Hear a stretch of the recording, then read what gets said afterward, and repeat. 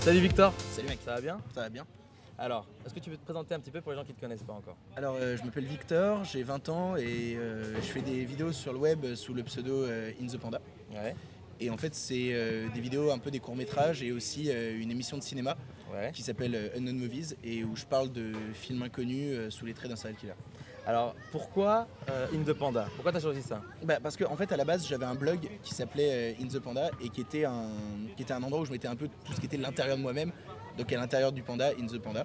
Et en fait j'ai appelé ma chaîne YouTube comme ça et j'utilisais comme pseudo sur la chaîne YouTube Monsieur Panda, mais les gens se sont dit ah non en fait son pseudo c'est In The Panda et en fait c'est un peu par rapport au public Ouais. que j'ai fini par m'appeler comme ça et puis c'était un truc qui restait un peu plus dans la tête je trouvais. Donc, tu as commencé cette chaîne, si je me trompe pas, tu me dis, par Critically. Ouais, en fait j'ai commencé je voulais faire des critiques de ciné, vu que ma passion c'était le cinéma depuis longtemps, je voulais faire des critiques de ciné. Et le seul problème c'est que je vivais dans un 18 mètres carrés. Ouais. Et donc dans un 18 mètres carrés pour trouver un endroit pour tourner ta critique c'était un peu galère et je me suis dit l'endroit où je serais le plus à l'aise pour tourner ma critique dans un 18 mètres carrés c'est mon pieu parce qu'il prend toute la place. D'accord. Donc Ouais. résultat je me suis dit je vais faire des critiques au lit et c'est comme ça que je les ai fait.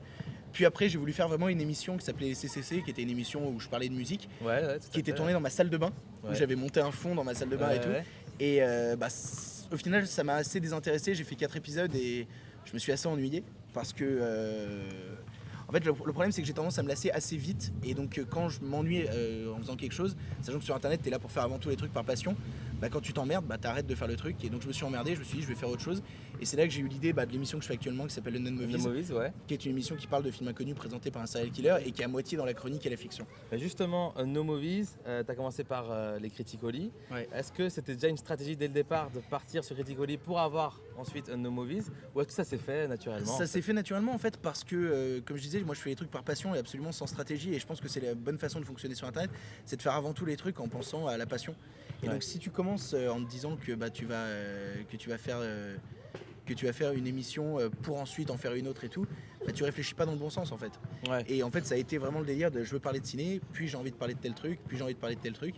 Et ça a été juste en fait un enchaînement de j'ai envie de parler de mes passions sous différentes formes en fait. Donc il D'accord. n'y avait pas vraiment de stratégie à la base parce que ça aurait été un peu sale et ça aurait été un peu mentir au public, Ouais, non, mais leur après- dire je fais ça pour parler de telle chose ensuite et parler de telle chose ensuite. Je préfère vraiment leur dire regardez, c'est ça que j'aime. C'est pas donc forcément c'est- mentir au public, mais bon, une continuité, un objectif final peut-être plus. L'objectif final de la chaîne, quoi qu'il arrive, était de parler de ciné, D'accord. principalement, et d'en faire. Et résultat, c'est ce qui arrive en ce moment. Et Ouais. c'est là où je me sens bien et j'ai envie de continuer là-dedans sans hésiter. Tu es réalisateur, scénariste, Mhm. metteur en scène, acteur, musicien aussi. Ouais. On l'a vu dans le CCC. Alors justement, où est-ce que tu prends le plus ton pied à travers tous ces rôles? Comme je te disais, moi je prends mon pied à partir du moment où je suis sur un plateau. Donc que j'y sois réal ou que j'y sois acteur ou quoi que ce soit, je m'éclate autant en fait. Ouais. Je me rends compte que j'ai vraiment une passion en ce moment pour le scénario. C'est vraiment ça qui m'éclate et c'est ça vraiment que j'essaie de développer. Mais au final, je me complais un peu dans tous les rôles. Et le souci, c'est que j'aime être un peu partout.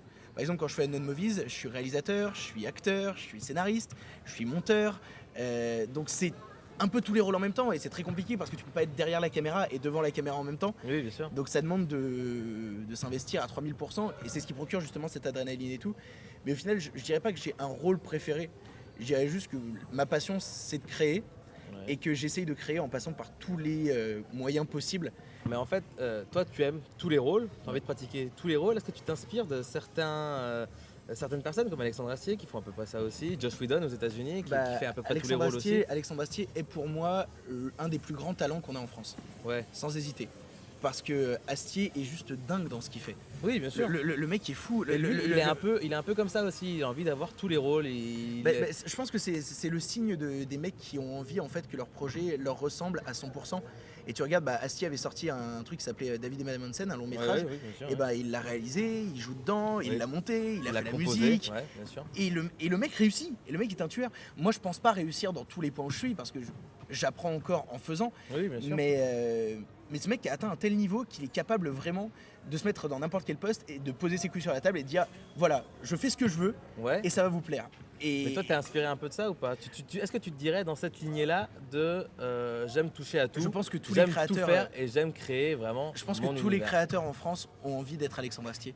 Je pense vraiment que tous les créateurs en France, à un moment, se disent j'aimerais être à la place d'Astier. Parce que ce mec a un talent qui est incroyable, il a une intelligence qui est folle. Et ce mec est même bon sur scène. J'ai vu les spectacles qu'il a fait, que ma joie demeure, ou j'attends d'aller voir l'exoconférence bientôt. Mais c'est du génie. Ce mec-là est fou. Ce mec-là tue dans tout ce qu'il fait.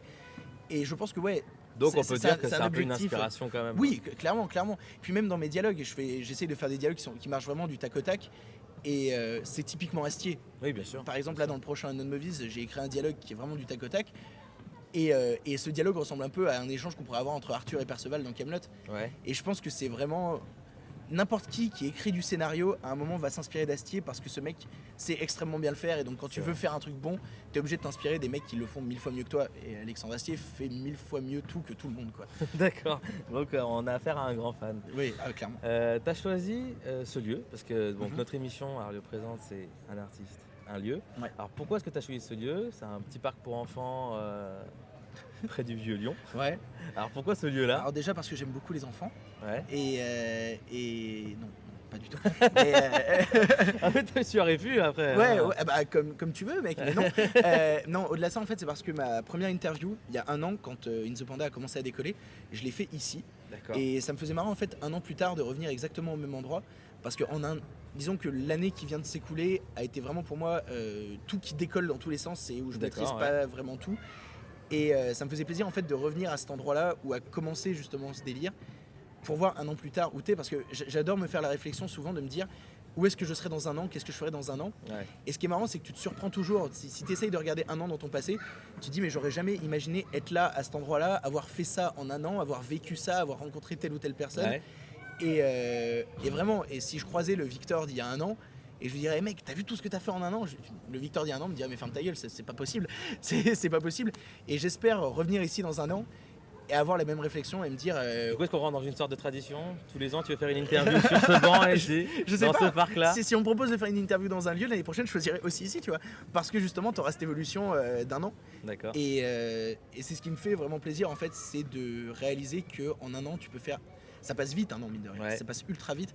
Et réaliser qu'en un an, tu as fait toutes ces choses-là et qu'il t'est arrivé toutes ces choses qui étaient inattendues, ça fait toujours plaisir. Et j'espère, dans un an, continuer à me surprendre. Qu'est-ce que tu vas faire prochainement? Est-ce que tu as des projets? Ouais, alors en fait, mon but c'est de terminer Unknown Movies saison 1 avant janvier. Ouais. Ce qui fait que j'ai encore 3 épisodes à tourner dans les 2 mois et demi qui me restent. Donc les dates de tournage sont calées. Là, je tourne le prochain dans les 2 week-ends qui viennent. Ouais. Parce que l'émission a pris de l'ampleur, donc on peut plus le tourner 5h le soir, tu vois. On est obligé de tourner sur plusieurs week-ends. Ça se professionnalise en fait. Bah oui, et puis surtout, je fais venir des gens comme je tourne avec le Fossoyeur de film, qui est un très très bon ami, et ça me fait chier de lui demander genre, vas-y, fais des allers-retours et tout, donc je suis obligé de grouper les trucs, etc. Ouais. Donc là, je vais tourner ça jusqu'à... Le but, c'est que début janvier, tout soit sorti et que la saison 1 soit terminée. D'accord. Et que je puisse voir si j'ai envie de faire une saison 2 ou si j'ai envie de faire d'autres trucs. Et puis je vais tourner là bientôt à Lyon, il y a la Japan Touch qui va se dérouler à Eurexpo le 8 et 9 novembre. Ouais. Et tout le week-end de Japan Touch, je vais tourner une sorte de documentaire fiction sur le monde des conventions et sur les staffs. Ouais. Donc ce qui fait que j'ai ce gros projet là qui va durer je sais pas trop combien de temps, vu que c'est un docu-fiction, il va y avoir pas mal d'impro. Et ces 3 émissions. Et puis après, à partir de janvier, je me pose, je réfléchis, est-ce que j'ai envie de faire un nouveau court-métrage ou est-ce que j'ai envie de repartir sur une nouvelle saison d'Unknown Movies, parce que j'ai les idées pour faire une nouvelle saison. Ouais. Mais est-ce que j'aurai le temps, est-ce que j'aurai les moyens, est-ce que j'aurai les personnes disponibles? Je sais pas encore. Ouais. En tout cas, je vais essayer de pas décevoir les gens. C'est-à-dire si je vois que les gens veulent encore du Unknown Movies, je vais pas arrêter. Ouais. Parce que moi, je m'éclate à le faire. Et tant que je m'éclate à le faire, je continuerai. Mais... Et pour finir, j'aimerais aussi parler de crêpes. Oh putain. Alors comme ça, on est créateur de crêpes au Nutella. Mais ouais, mais ça c'est les descriptions Twitter, mec. Genre, ils te demandent toujours de te décrire en 140 caractères, mais que tu sois sur n'importe quel site ou quoi, ils te demandent de donner une description de toi et tout. Et ça me fait chier, je déteste ça. Je déteste donner des descriptions. Tu détestes les crêpes ou... Non, c'est pas ça. C'est que je déteste me décrire. C'est quelque chose que j'aime pas trop faire parce que je trouve ça assez prétentieux quand tu dis oui bonjour, je suis réalisateur, je suis acteur et tout. Ça fait assez prétentieux. Et donc résultat, là j'avais mis réalisateur, acteur et j'aime les crêpes au Nutella parce que j'avais plus d'idées. J'avais absolument plus d'idées. Et je pense que, mec, balade-toi sur Twitter et regarde toutes les descriptions des gens. Tu te rends compte que personne n'a d'idées. Personne n'a d'idées. Donc, c'est un conseil à tous les gens qui créent des profils sur Internet. Arrêtez de nous demander de nous décrire. Parce qu'on n'y arrive pas. On n'a pas envie de se décrire. Bon bah merci beaucoup. Bah merci à toi, mec.